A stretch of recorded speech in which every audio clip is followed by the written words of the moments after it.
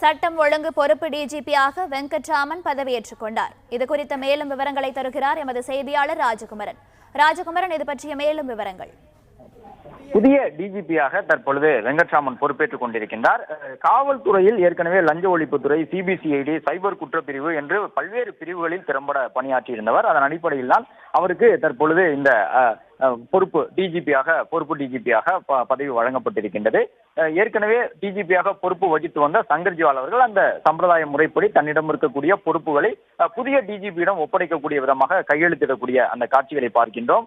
2011ஆம் ஆண்டு காலகட்டத்திலேயே தமிழக காவல்துறையில் சட்டம் ஒழுங்கு உள்ளிட்ட அந்த பல்வேறு பணிகளில் அவர் திறம்பட பணியாற்றியிருந்தார் வெங்கட்ராமன். அந்த அடிப்படையில் சட்டம் ஒழுங்கிற்கான பொறுப்பு டிஜிபியாக தற்பொழுது நியமனம் செய்யப்பட்டிருக்கின்றார்.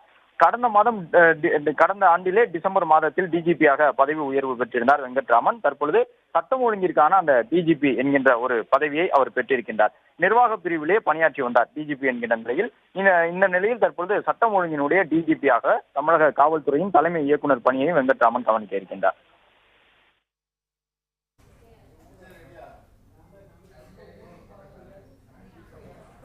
தகவல்களுக்கு நன்றி ராஜகுமரன்.